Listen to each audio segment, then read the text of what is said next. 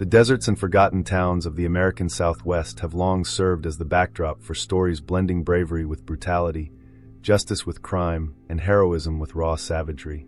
By the late 20th century, most believed the Wild West had been buried under concrete and law books, until one man revived that legacy with a vengeance. His name was Caleb "Iron" Whitaker, a figure who climbed from the grease-stained floor of a local auto shop to the top of the FBI's most wanted list. Caleb didn't just commit crimes, he carved a trail of blood, fear, and awe across the Southwest. This is his complete story, from the strange religious vows that shaped his childhood to the violent, bullet-ridden final standoff that ended it all. It's a tale that, even now, feels too brutal to be true, but in the Badlands of America, some legends refuse to stay buried. Caleb James Whitaker was born on March 7, 1959, in the dusty town of Dustville, New Mexico. He was the only son of Frank Whitaker and Mary Lou, a family already tangled with the law long before Caleb was even born. His childhood stood out for one unusual reason: a religious promise his mother made to the church. For the first 7 years of his life, Caleb never cut his hair. He wore a plain brown robe tied with a rope belt, a living tribute to St. Francis of Assisi. To the kids at school, he must have looked like something from another time. This strange, monk-like figure walking the halls, silent, serious, out of place, was already marked as different. And that difference would only grow more pronounced as the years went on. During his teenage years, Caleb dreamed not of crime or rebellion, but of Hollywood lights. In 1972, at age 13, he starred in a school play, playing Paul Revere in a patriotic reenactment. At that moment, few could imagine the headlines he would one day make across the nation. Before diving into darkness, Caleb lived an honest life. He became a mechanic, and in 1980, at just 21, opened his own auto shop in Dustville. He was a husband, a father, a man of the community. Caleb married 3 times and had 6 children. With his first wife, Linda, he fathered 3 kids beginning in 1983. With Brenda, whom he married in 1984, he had 2 more. And with Karen, beginning in 1999, came the youngest. He lived the kind of American life that hides in plain sight, simple, steady, forgettable. But things were about to change. Caleb's life turned sharply in 1983, when he was arrested for the first time, accused of stealing a car engine from a local shop. The real chaos began in 1991, when he and his cousins were caught stealing a Dodge Ram in Las Cruces. He was sentenced to 7.5 years in prison. But on November 6, 1992, during a court hearing, Caleb broke free. That escape became the opening chapter of a violent new era. From that day forward, Caleb was no longer just a mechanic. He was a fugitive, a gang leader, and soon, a name spoken with fear. Some say his fury came from the system that broke him. Humiliation in his hometown, the cold hand of justice. But whatever the cause, it turned him from forgotten man to feared outlaw. To truly understand Caleb Whitaker, you need to understand the new frontier outlaws, a modern resurrection of the Old West bandits like Jesse James. In the late 1800s, men like James robbed banks and stagecoaches, dressed in dust and legend. Caleb admired them, even down to his wide-brimmed cowboy hat.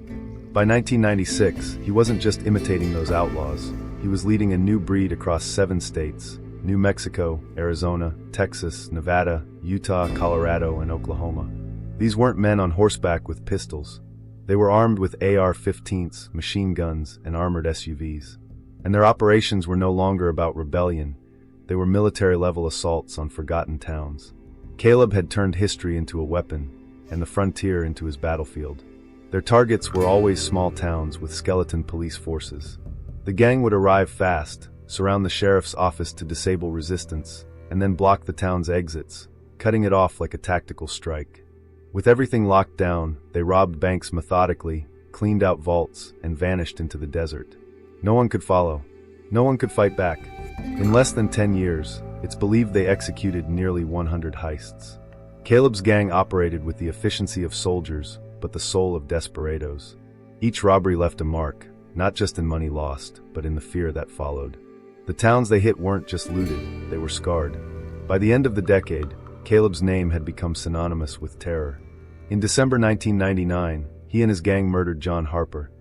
38 bullets fired in an ambush that silenced Dustville's quiet streets. On November 4, 2000, Caleb organized a high-risk escape from Santa Fe's maximum security prison. Using smuggled weapons, he led 26 inmates to freedom. A guard was shot, paralyzed for life. But perhaps his most infamous act came in November 2001, the assassination of Ronald Harper, Dustville's mayor. The mayor's car was found on State Route 54, riddled with more than 100 bullets. It wasn't a message, it was an execution. Caleb was no longer just a thief. He had become judge, jury, and executioner in the deserts of the Southwest. The crime that sealed his national notoriety came on June 4, 2002. In Silver City, New Mexico, 20 heavily armed men swept into town and took $500,000 from 3 banks: Wells Fargo, Bank of America, and a local credit union. During the heist, they killed Deputy Tom Larson and injured another officer. The country was horrified. Then, on July 24, 2003, America's Most Wanted aired a full episode on Caleb, Iron Whitaker. Overnight, he became a household name, a ghostly figure known from TV screens, FBI lists, and whispered stories. He wasn't just a regional threat anymore. He was America's outlaw.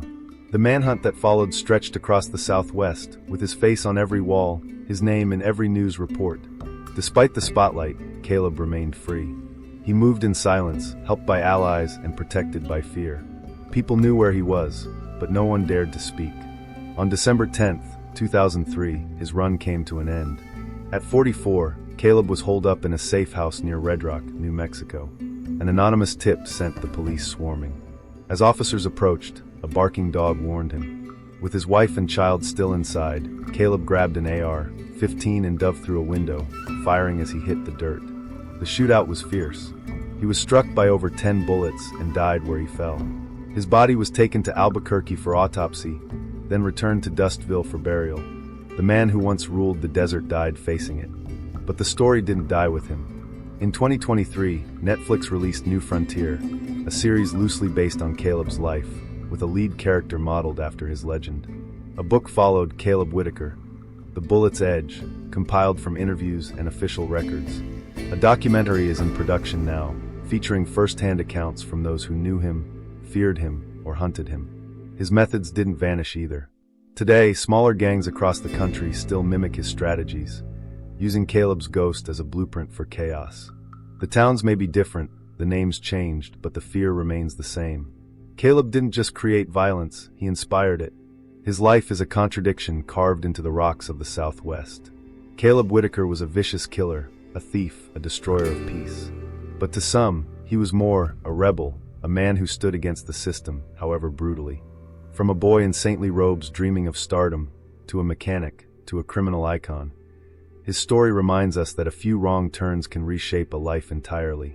Whether monster or myth, Caleb became part of American history. He reinvented the outlaw at the end of a century, and his name still stirs debate. The line between hero and villain was never clear, and in Caleb's world, it may never have existed at all. We've reached the end of another story. I hope you enjoyed it. Make sure to subscribe, leave a like, and stay tuned for more stories to come. Until next time.